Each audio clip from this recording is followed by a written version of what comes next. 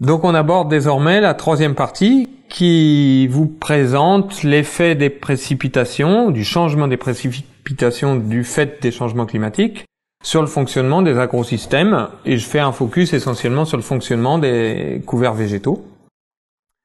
Alors on va partir de l'idée que les quantités annuelles, au moins en France, vont plutôt être un petit peu réduites, mais que la répartition dans le temps va être variable. C'est-à-dire qu'a priori, il y a moins au total, mais il y aura plus de pluie en hiver et moins de pluie en été. Donc, il y a une répartition différente. Donc, concernant le fait qu'il y ait moins de pluie au total sur l'ensemble d'une année civile ou d'une année culturale. Quelles conséquences a-t-il sur le fonctionnement d'une plante? Alors, s'il pleut moins, le confort hydrique d'une plante va diminuer. On imagine bien que si dans votre pot de fleurs, vous arrosez moins votre plante, votre plante va souffrir ponctuellement ou régulièrement de stress hydrique.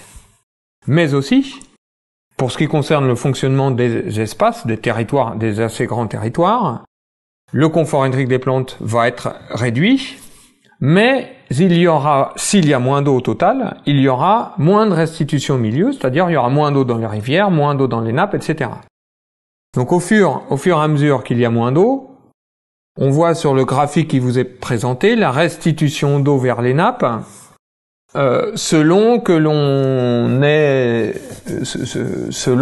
l'on s'intéresse à la restitution par une forêt, par une vigne, par une culture d'hiver, etc. Donc on voit sur ce graphique que moins il y a d'eau, moins la restitution au milieu est importante. Donc les courbes sont décroissantes au fur et à mesure que la précipitation baisse. Et on peut voir que la restitution au milieu, elle est plus importante si c'est la situation des forêts. Alors pourquoi ça? C'est la courbe verte, c'est la courbe la plus verte. Les situations de la forêt, en fait, quand il pleut 800 mm, la restitution au milieu par la forêt est d'environ 300-400 mm. Et s'il pleut 700 mm, la restitution au milieu par la forêt ne va plus être de 300-400, mais plutôt de 300, voire un petit peu moins. C'est la courbe verte que vous voyez. Alors pourquoi une forêt restitue plus que les autres plantes? En fait, la forêt, elle commence à avoir des bourgeons en général, vous regarderez, elle commence à avoir des bourgeons en avril, et puis c'est en mai et juin que les feuilles commencent à avoir leur étalement le plus important, et c'est en juin-juillet que les feuilles sont matures. Mais toute la période janvier, février, mars, il n'y a pas de feuilles, au mieux il y a des bourgeons, et à partir de septembre à octobre, les feuilles commencent à tomber. Donc pour les forêts, en fait, si elles ont une grande surface foliaire, c'est vrai, ça n'est que sur un court laps de temps. Et donc toute la période où les forêts n'a pas de feuilles, toute l'eau qui tombe va au sol et est restituée au milieu, soit par ruissellement, soit vers les nappes, soit vers les rivières par écoulement sublatéral.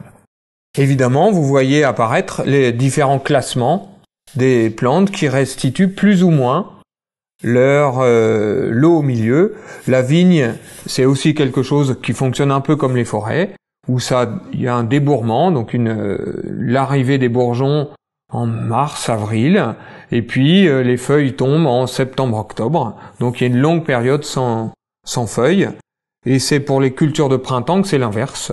Cultures de printemps, on les sème en février en général, février-mars, février-mars.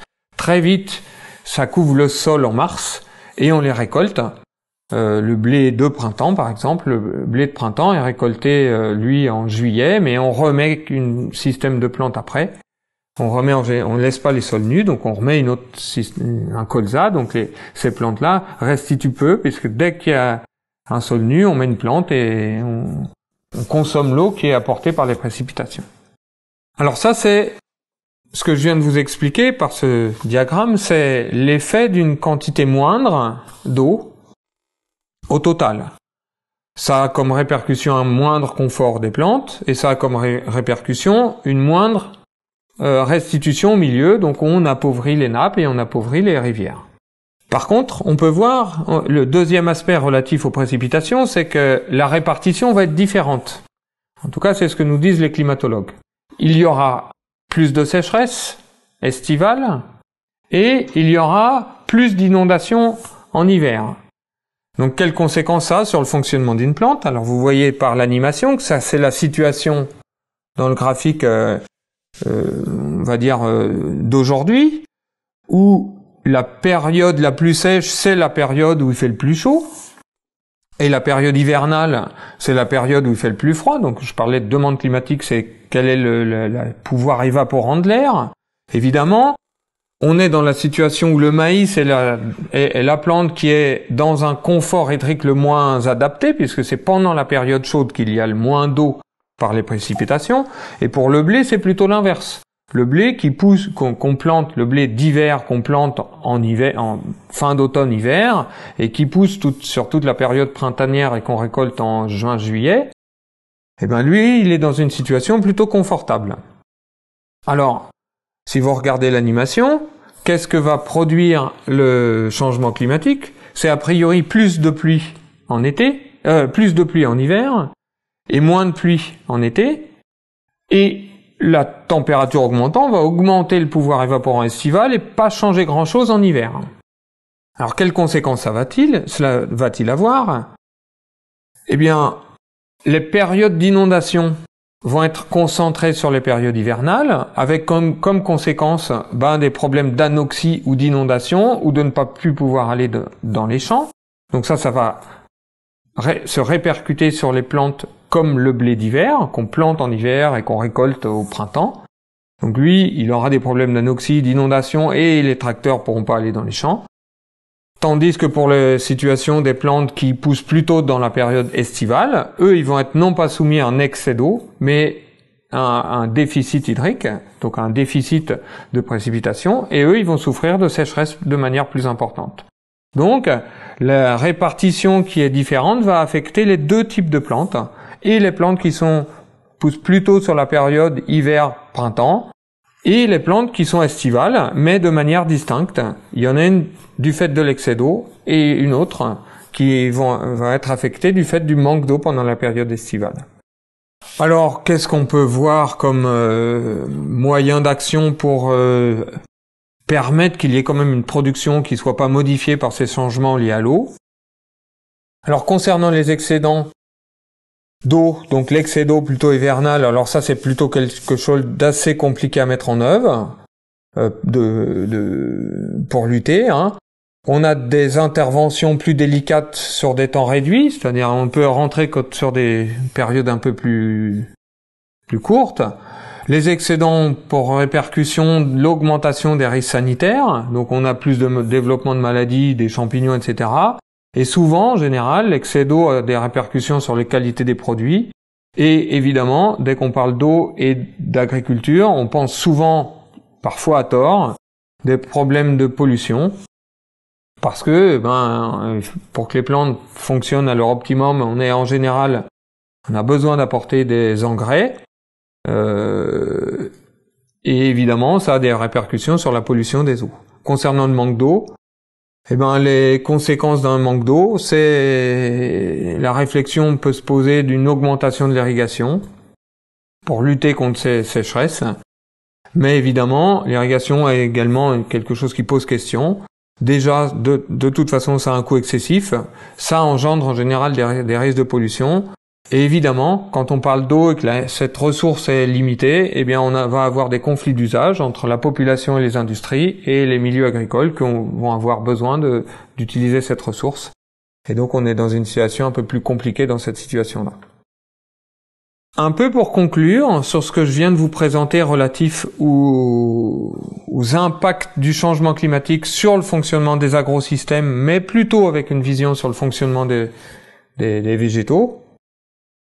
On peut voir que les modifications du climat, avec une vision un petit peu différente, quand on parle des effets physiques, de tout ce qui est relatif à la physique et au changement que ce changement de climat va modifier, les effets physiques vont avoir une modification de la durée du cycle, vers un raccourcissement. une réduction de l'assimilation et une augmentation de la sécheresse. Ces situations, ces effets physiques, a priori, ont des impacts sur la production. Et évidemment, c'est une production réduite dans cette situation-là. Concernant les effets biologiques engendrés par une modification du climat, on peut voir qu'a priori, l'augmentation de la température, par exemple, va plutôt augmenter la photosynthèse. L'augmentation du CO2 va améliorer l'ouverture stomatique, ça va réduire un petit peu la fermeture stomatique. Et une des conséquences de ça, c'est une meilleure utilisation de l'eau. Donc la combinaison CO2-température, c'est plutôt vers une meilleure utilisation de l'eau, comme je vous ai dit dans la deuxième partie. Cette situation, ces effets biologiques, c'est plutôt une production accrue. Donc on est dans une situation où on a des situations qui effet physique contre effet biologique, c'est pas toujours gagné que ce soit une production réduite. On peut avoir une production accrue dans la situation de modification de climat. Pour combiner cette complexité, en fait, on a besoin d'intégrer les effets. Température, CO2 et eau, évidemment. Pour aller dans le domaine de la recherche, aujourd'hui, ces effets simples, eau, température, CO2, ont été étudiés de manière distincte, et on a des bons résultats par les modèles et par les concepts qui sont manipulés. Ce qui est aujourd'hui un petit peu compliqué, c'est de voir tous les effets secondaires qu'engendrent ces modifications de climat, notamment les effets liés aux maladies, liés au changement de biodiversité, qui vont modifier le fonctionnement des couverts. On peut faire un tri dans tout ce qui a été présenté en vous apportant des conclusions simples. En gros, sur les conclusions simples relatives au fonctionnement des couverts, avec une visée de production végétale pour l'alimentation, concernant l'augmentation de la température moyenne, tant qu'on est loin de la zone à risque, c'est pas des problèmes majeurs, voire pas de problème du tout, voire un effet positif dans certaines situations. Ça concerne donc la température moyenne, l'augmentation du CO2 et le rayonnement qui peut être modifié. Concernant les problèmes majeurs, là évidemment, quand on est dans la zone à risque, la situation d'accident de température plutôt en positif, mais ça peut arriver du fait des gelées de printemps. On a des problèmes qu'on ne sait pas toujours bien maîtriser parce que c'est la fréquence d'arrivée qui va être impactante. Évidemment, les précipitations sont un focus très important, mais là, il y a, selon les régions, on va avoir des situations d'excès ou de manque, selon les régions et selon les périodes. Et on a les répercussions en termes d'impact sur l'environnement qui vont se répercuter du fait des changements de climat. Dans le domaine de la recherche, aujourd'hui, tous ces éléments majeurs, température, CO2, et précipitations, ils sont plutôt bien maîtrisés. Les éléments qui sont plus incertains, qui relèvent du domaine de la recherche, c'est l'intégration de tous les effets, et notamment les effets secondaires, comme les maladies, comme la qualité des produits, et sur la spécialisation des régions qui ont chacune des réponses différentes, selon les espèces, selon les régions, et selon les plantes à laquelle on s'intéresse. Alors je vous remercie, j'espère que vous avez tout compris.